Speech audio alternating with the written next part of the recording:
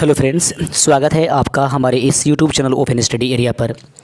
दोस्तों, जैसा कि आपको मालूम है कि बिहार बीपीएससी शिक्षक भर्ती 2.0 में 30 नंबर के क्वेश्चंस क्वालिफाइंग मार्क्स के होंगे और मैंने पहले वीडियोस आप लोगों के लिए प्रोवाइड किया था, जिसको करीब उम्मीद करते हैं कि 60 से 70 से 80 हज़ार लोगों ने देखा है। और उनकी डिमांड ये है कि सर इस कंटेंट को लगातार थोड़ा सा बनाए रखिएगा प्रैक्टिस सेट के लिए। तो सबसे पहले आज ये दूसरा नंबर प्रैक्टिस सेट होगा लैंग्वेज सब्जेक्ट में, जिसमें हम लोग इंग्लिश के 8 क्वेश्चंस और 22 क्वेश्चन जो होंगे हिंदी का, दोनों को मिलाकर के 30, जिसमें से 9 नंबर आपको एग्जाम्स में क्वालिफाई करने के लिए चाहिए मिनिमम। लेकिन हम यहाँ पर क्वालिफाई मार्क्स हम अपने इस कंटेंट में कुल 13 नंबर रख रहे हैं, 4 नंबर बढ़ा रहे हैं, ताकि आप अगर 13 यहाँ पर कर लीजिएगा आसानी पूर्वक यहाँ पर वहाँ पर जाकर के 9 कर लीजिएगा। तो हमारे इस वीडियोज़ में आप लोगों के लिए क्वालिफाइंग नंबर 13 नंबर होगा। जितने लोग 13 नंबर सही कर लेंगे वो हमें कमेंट करके ज़रूर अवगत करा देंगे कि हाँ हमने 13 नंबर किया या उससे अधिक किया। अगर उससे नीचे कर लेते हैं तो थोड़ी सी आपको ज़रूरत है कि सब्जेक्ट इस पर भी ध्यान देने की, लैंग्वेज सब्जेक्ट पर भी। तो लैंग्वेज 1 में हम लोग इंग्लिश को देखेंगे, 1 से 8 नंबर तक के क्वेश्चंस होंगे, घबराइएगा नहीं। और बिल्कुल आप हमारे साथ आंसर कमेंट भी करते चलिए, अगर कोई दिक्कत ना हो तो हमसे पहले आंसर इसको कमेंट कीजिए और देखिए ईमानदारी पूर्वक आप हमें कमेंट करके अपना स्कोर बताइएगा। लिखा गया काउज गिव मिल्क, ठीक है। Choose the correct articles. क्या इसमें द होना चाहिए, ए होना चाहिए, ए एन होना चाहिए या नो आर्टिकल्स होगा? तो जितने लोगों ने ऑप्शन नंबर डी चुना है नो आर्टिकल, उन सभी लोगों का 1 नंबर यहाँ पर हो जाता है। क्योंकि दोस्तों अगर यहाँ पर काउज लिखा गया है सभी के लिए, द यूनिवर्सल ये ट्रूथ है, यानी कि यह पूर्ण रूप से वैश्विक ट्रूथ है, वैश्विक सत्य है कि गाय मिल्क देती है। तो ऐसे में जब वैश्विक ट्रूथ चीज़ें आ जाती हैं तो उसके पहले आर्टिकल का प्रयोग नहीं करते हैं। लेकिन यहाँ पर अगर काउज न रख के काऊ होता तो विशेष किसी गाय के बारे में बताई जाती, उस समय दी का प्रयोग करते। तो फिलहाल इसमें दी का प्रयोग नहीं किया जाएगा। अगर दी चुना है तो आपका आंसर गलत हो चुका है, अगर डी आपने चुना है तो बिल्कुल सही आपने किया है। अब 1 नंबर क्वेश्चन कंप्लीट हो गए। दूसरे नंबर क्वेश्चन आपके सामने ये रहेगा, ध्यान से देखिए, बहुत ही अच्छा प्रश्न है। ही यूज टू वर्क, देखेंगे ही यूज टू वर्क, वह टहला करता था। कहता है कि choose the interrogative of this sentence, इस सेंटेंस का इंट्रोगेटिव क्या है? Used he work, use he to work, या यूज्ड ही टू वर्क, या he use not to work. तो आपको समझ में आ गया होगा, जितने लोगों ने ऑप्शन नंबर सी इसका आंसर किया है उन सभी का 1 नंबर और सही हो गया है। बने रहिए, पास मार्किंग इस पर, इस वीडियो पे हमने 13 नंबर रखा है, आपका 13 नंबर ही टारगेट यहाँ पर रखेंगे। 9 नंबर आप आसानी पूर्वक वहाँ पर कर लीजिएगा। कम से कम 13 नंबर इस वीडियो में लाने हैं और बिल्कुल एक एक क्वेश्चन आपके लिए आएगा। बने रहिए हमारे साथ। अगला क्वेश्चन है, I have been reading since 9 o'clock, choose the tense of this sentence. प्रश्न कह रहा है I have been reading since 9 o'clock, मतलब ये प्रश्न जो है कि मैं 9 बजे से पढ़ता रहा हूँ या पढ़ते आ रहा हूँ। तो इसमें जो है आपको किस टेंस पर रखा गया है? ये present perfect tense, present perfect continuous tense, present continuous tense या सिंपल पास्ट टेंस पर। तो जितने लोगों ने ऑप्शन नंबर बी चुना है इस प्रश्न का आंसर, उन सभी का आंसर सही हो जाएगा, 1 और नंबर हो जाएगा। प्रेजेंट परफेक्ट कंटिन्यूअस टेंस पर ये सेंटेंस रखा गया है। बिल्कुल इसी लेवल के क्वेश्चंस आपको लैंग्वेज सब्जेक्ट्स में मिलेंगे, घबराने की जरूरत नहीं है। अगला प्रश्न आपके सामने है दोस्त। प्रश्न कहता है June comes dash May, choose the correct prepositions. ऐसे क्वेश्चंस बीपीएससी 7th फेज में भी था, इस प्रकार के क्वेश्चंस था। बिल्कुल ट्यूसडे या संडे वाले पर क्वेश्चन ऐसा करके पूछा गया था। जून कम्स डैश मई, यानी कि जून क्या होता है? बिफोर होता है, आफ्टर होता है, बिटवीन होता है या नॉन ऑफ दीज? तो जून आता है यानी कि इसके बाद में कि पहले? तो जून आता है बाद में। चौथे का बी नंबर ऑप्शन आंसर सही हो जाएगा, आफ्टर। यदि आपने भी चुना है तो ये बिल्कुल सही आंसर है, आपका 1 और आंसर सही हो जाएगा। क्वालिफाई इसमें करना ही होगा, आपको क्वालिफाई करके ही जाना है, बिल्कुल छोड़िएगा नहीं इस कंटेंट को, एक एक करके देखते जाइएगा। और जो दोस्त कमेंट कर रहे थे कि सर बांग्ला के लिए क्या मतलब है, तो बिल्कुल बांग्ला के लिए भी 1 से 2 वीडियो हम जो है प्रोवाइड कर देंगे, घबराने की आवश्यकता नहीं। कोशिश कर रहे हैं कि कंटेंट को हम पूरा अच्छे तरीके से कर ले। अभी आप इंग्लिश देख रहे हैं, इंग्लिश सभी के लिए कंपल्सरी है, चाहे आप जो है हिंदी ले रहे हैं, बांग्ला ले रहे हैं या फिर उर्दू ले रहे हैं, ये बातें मत पूछिए। और कोई निगेटिव नहीं है और आपको नंबर्स इसमें क्वालिफाई करना है, कम से कम 9 नंबर आपको करने हैं। You he and I dash friends, choose the correct verb, इसमें से वर्ब का प्रयोग कर देना है कि इसमें कौन सा वर्ब प्रयोग हो जाएगा।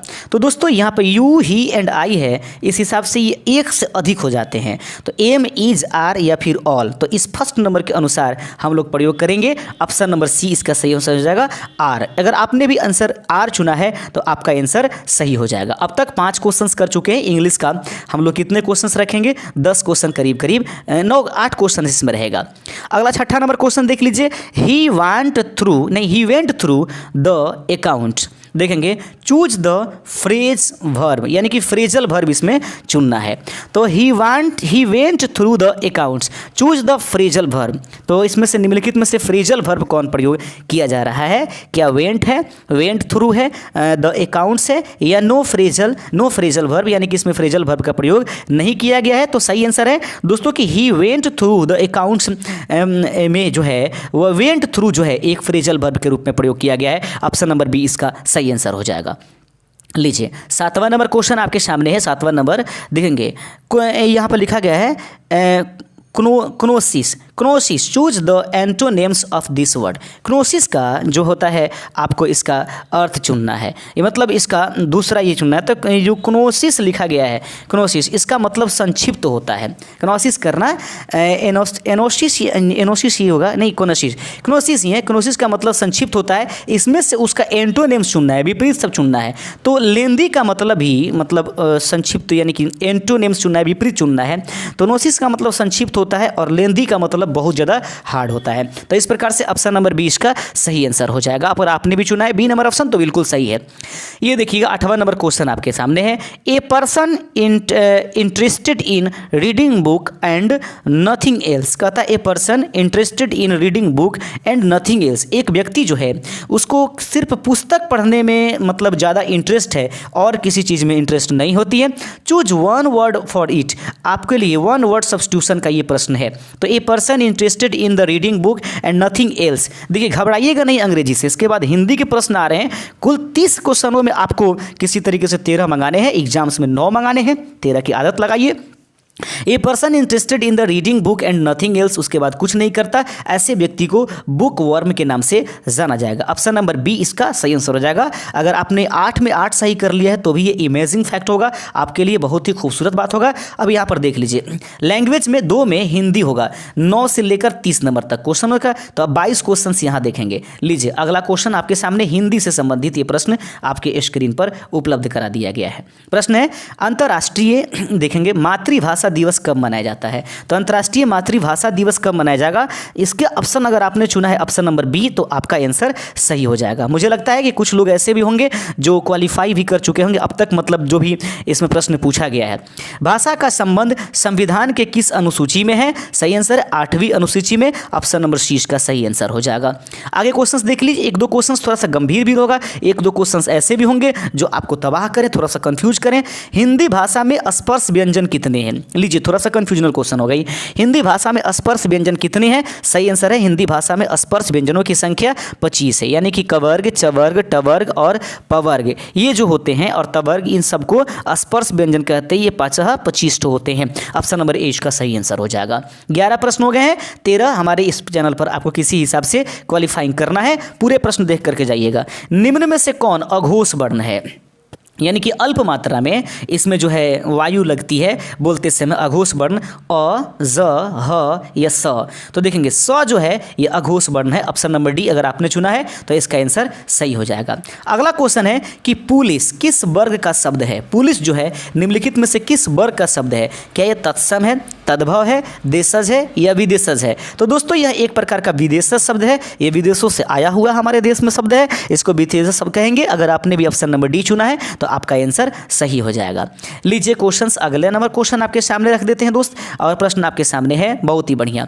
प्रश्न कहता है कि निम्नलिखित में से कौन व्यक्तिवाचक संज्ञा है? व्यक्तिवाचक संज्ञा का मतलब हुआ कि किसी एक व्यक्ति की तरफ जाएगा। शिक्षक, विद्यार्थी, मंत्री, ये सबके सब समूह या फिर क्या बोलते हैं ना जातिवाचक आते हैं। लेकिन महेंद्र जो है इससे किसी एक व्यक्ति का बोध होता है, इसलिए महेंद्र जो है एक व्यक्तिवाचक। अगर आपने भी ऑप्शन नंबर डी चुना है तो आपका आंसर सही हो जाएगा। आगे प्रश्न आपके सामने है और प्रश्न को देखिएगा। प्रश्न कहता है दोस्त, प्रश्न है कि देखो कौन आया है, इस वाक्य में कौन कैसा सर्वनाम है। प्रश्न कहता है कि देखो कौन आया है, इस वाक्य में कौन कैसा सर्वनाम है। अनिश्चयवाचक है, निश्चयवाचक है, संबंधवाचक है या प्रश्नवाचक है। उम्मीद करते हैं कि आप आंसर चुन चुके होंगे। सही आंसर ऑप्शन नंबर डी हो जाएगा। यह एक प्रकार का प्रश्नवाचक जो है सर्वनाम है। ऑप्शन नंबर डी अगर आपने भी चुना है तो बिल्कुल आंसर सही है। आप अपना आंसर जरूर हमें कमेंट करके बताइएगा दोस्त, मज़ा आता है। आप लोग पिछले वीडियोस में बहुत कमेंट्स किए हैं और मज़ा भी आना चाहिए। विशेषण के कितने भेद होते हैं? तो विशेषण के 2, 3, 4 या 5। तो विशेषण के दोस्त भेद जो होते हैं वो 4 होते हैं। अगर आपने भी ऑप्शन नंबर सी चुना है तो सही आंसर है संख्यावाचक विशेषण। उसके बाद हो जाता है आपका परिमाणवाचक सब विशेषण, गुणवाचक विशेषण और सार्वनामिक। लेकिन प्रयोग के आधार पर चलिएगा, विशेषण के मुख्य भेद 4 ही होते हैं। अगला क्वेश्चन चलते हैं। 17 नंबर क्वेश्चन आपके सामने है। लिंग की दृष्टि से दही क्या है? दही क्या है? तो दोस्त लिंग की दृष्टि से अगर देखा जाए तो दही निम्नलिखित में से क्या है? यह स्त्रीलिंग है, पुल्लिंग है, नपुंसक लिंग है या उभय लिंग है? तो याद रखिएगा दही जो है दोस्तों वह पुल्लिंग शब्द है। देखिएगा कुछ चीज़ें हैं जैसे कि दही हो गया, पानी हो गया, उसके बाद घी हो गया, हाथी हो गया, गाड़ी हो गया, ये सभी इकारांत शब्द हैं। लेकिन इकारांत रहते हुए भी क्या है, ये पुल्लिंग है। लेकिन इसको छोड़ करके जितने भी चीज़ें मैक्सिमम आती है वो सब इकारांत वाले स्त्रीलिंग होते हैं। तो दही जो है एक पुल्लिंग शब्द है। अगर आपने भी ऑप्शन नंबर बी चुना है तो सही आंसर हो जाएगा। कवि शब्द का सही स्त्रीलिंग क्या है? कवि शब्द का सही स्त्रीलिंग क्या है? कवियत्री, कवियत्री, कविनी या कवियत्री? देख लीजिए, इससे वर्ड्स भी आपका स्पेल्स भी पता चल जाएगा। और इस तरीके से तो कवि शब्द का सही स्त्रीलिंग शब्द क्या है? 18 का सही आंसर हो जाएगा ऑप्शन नंबर बी कवियत्री। यहाँ देखेंगे कवित्री का, देखिएगा ये सभी अलग अलग है लेकिन कवियत्री जहाँ पर लिखा गया है ऑप्शन नंबर बी वो आंसर सही है। अगर आपने भी इसको आंसर चुना है तो सही आंसर हो जाएगा। चिड़िया का बहुवचन रूप निम्नलिखित में से क्या है? प्रश्न है कि चिड़िया का बहुवचन रूप क्या है? चिड़ैया है, चीड़ा है, चिड़िया है या चिड़िया है? तो ऑप्शन नंबर अगर आपने भी चुना है ऑप्शन नंबर सी तो ये इसका आंसर सही हो जाएगा। आप हमको लगातार कमेंट करते रहिए और बताते रहिएगा। और अभी अगर लाइव जुड़े हुए हैं तो लाइव में भी कमेंट कीजिए। हम डेली 8 बजे लाइव आते हैं। और अभी आप देख रहे हैं open study area YouTube channel पर। अगर कोई भी दिक्कत होती है तो आप हमें कमेंट जरूर कीजिएगा। चैनल पर नहीं तो चैनल को सब्सक्राइब तो जरूर कर ही लीजिएगा। वीडियो को लाइक करके अधिक से अधिक दोस्तों में फैलाइएगा, क्योंकि आपके एक लाइक और एक सब्सक्राइब हमारे चैनल को आगे बढ़ाएगा और इस तरह से हमारी भी मनोबल बढ़ेगी और आपके भी कुछ अच्छा काम मैं कर पाऊंगा। लेखक शब्द में कौन सा प्रत्यय जुड़ा हुआ है? लेखक में कौन सा शब्द है? तो क, इक है, अक है। तो लेख में अक जोड़ करके लेखक हो गया है। ऑप्शन नंबर डी इसका सही आंसर है। आगे बढ़ते चलते हैं।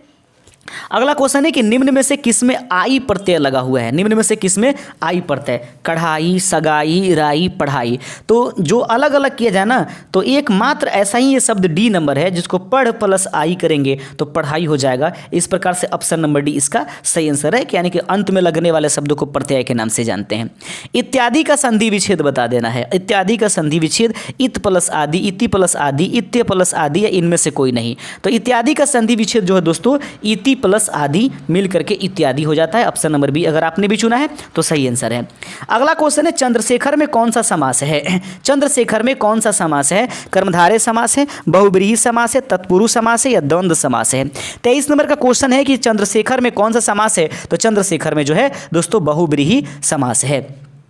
आगे देख लेते हैं। अगला क्वेश्चन है कि निम्न में से द्विगु समास, यहाँ पर सास नहीं समास करना चाहिए, तो नहीं तो कभी कभी हम लोग संधि और सास कह देते हैं। जब आप अपनी क्लास में पढ़ते और पढ़ाते थे तो उसमें संधि को संधि कह देते थे और मैं समास कहता था तो बच्चे पीछे से सास कह देते थे। इस प्रकार से संधि और सास हो जाता था। ये हंसने वाली बातें हैं। निम्न में से द्विगु समास को चुनिए। कपड़े लते, दशानन, पंचांग या ज्ञान सागर। देखिए ये सभी तो ये तो द्वंद्व समास है। दशानन जो है ये किसी दूसरे को बताता है तो ये तो में आएगा नहीं। ज्ञान सागर में दोनों पदों की अलग अलग कर देते। पंचांग इसी में एक वर्ड जुड़ा हुआ है तो जिसमें अक्षर शब्द जुड़े रहते हैं इसको द्विगु समास कहते हैं। ऑप्शन नंबर सी इसका सही आंसर हो जाएगा। आगे बढ़ते चलते हैं। उम्मीद करते हैं कि बहुत सारा क्वेश्चंस आप लोगों ने सही किया होगा और हमें जरूर कमेंट करके बताइए दोस्त कि कितने आपने सही किया। आइए देख लीजिए, थोड़ा सा छोटा करने दीजिए, थोड़ा सा, हाँ बिल्कुल। अब देख लीजिए, प्रश्न है, उसने कहा है कि मैं घर जाऊंगा, यह कैसा वाक्य है? उसने कहा है कि मैं कहाँ जाऊंगा? घर जाऊंगा। ये आपको कैसा वाक्य दिखाई देता है? तो की इसमें जुड़ गया है ना, तो की जुड़ जाने की वजह से ये मिश्र वाक्य हो जाता है। उम्मीद कीजिए कि 25 का अगर आपने ऑप्शन नंबर सी चुना है तो ऑप्शन नंबर सी का राइट आंसर हो जाएगा। 1 नंबर और आपके हो जाते हैं। अगला क्वेश्चन देख लेते हैं। अगला क्वेश्चन है, प्रश्न को देखिएगा, निम्न में से कौन शुद्ध वर्तनी वाला शब्द है? निम्नलिखित में से कौन जो है शुद्ध वर्तनी है? इसमें किसी प्रकार की कोई दिक्कत नहीं है। प्रदूषण, प्रदूषण, प्रदूषण, प्रदूषण। देख लीजिए, अब आपको इसमें से चुन लेना है कि शुद्ध कौन सा है। तो दोस्तों ऑप्शन अगर ए अगर आपने चुना है तो आपका भी आंसर सही है। प्रदूषण जो है दीर्घऊ से लिखाता है। आगे पढ़िकार द हर्षव दू मूर्धन्य स अड़ मिल करके प्रदूषण होता है। नीरस का पर्यायवाची शब्द क्या है? नीरस का पर्यायवाची शब्द क्या है? स्वाद, रसीला, मीठा या सरस। 27 का ऑप्शन नंबर अगर आपने डी चुना है तो आपका भी आंसर सही हो जाएगा। 28वें नंबर क्वेश्चन की तरफ चलते हैं। महान का विलोम शब्द क्या है? आपको बताना है महान का विलोम शब्द क्या है? मरण, चेतन, क्षुद्र या मूढ़। तो देखेंगे क्षुद्र जो होता है यानी कि महान नहीं, गंभीर नहीं है, वो क्षुद्र है। तो ठीक है, इस प्रकार से शूद्र नहीं क्षुद्र कहा जा रहा है। महान का विलोम शब्द जो है क्षुद्र है, ऑप्शन नंबर सी। किसी भी प्रकार की कोई डाउट्स होता है, कोई अगर हमसे भी मिस्टेक अगर हो गई हो तो कमेंट में जरूर हमको अवगत करा दीजिएगा। जिसे पार करना कठिन हो उसे क्या कहते हैं? 29 नंबर क्वेश्चन आपके सामने है कि जिसे पार करना कठिन हो उसे क्या कहते हैं? उसको दुर्गम के नाम से जानते हैं। ऑप्शन नंबर बी इसका सही आंसर हो जाएगा। अगला क्वेश्चन देख लीजिए, कलेजा ठंडा होना मुहावरा का अर्थ क्या है? प्रश्न है 30 नंबर की कलेजा ठंडा होना, इस मुहावरे का रियल में अर्थ क्या है? तो कलेजा ठंडा होने मुहावरे का अर्थ जो है दोस्तों ऑप्शन नंबर डी संतोष होना, इस बात का मतलब होता है। कलेजा ठंडा होने मुहावरे का अर्थ संतोष होना होता है। उम्मीद करते हैं कि ये सभी बिंदुएं आपको समझ में आई होंगी और आपको फायदे मिले होंगे और अब आप आश्वस्त हो गए होंगे कि अगर क्वेश्चन हमको 30 नंबर मिलता है तो आप कैसे इसको आसानी पूर्वक क्रैक कर लीजिएगा। अगर आगे भी सेट की आवश्यकता पड़ी तो आप हमें डिमांड कमेंट में कीजिएगा। अगर सेट अगर नहीं चाहिए तो बाकी सभी वीडियो तो लोग लगातार आते रह रहा है। कल हम इसी समय पर बिहार स्पेशल की जीके के साथ साथ बिहार स्पेशल की करंट अफेयर्स भी लेकर के आएंगे। शुक्रिया, जय हिंद।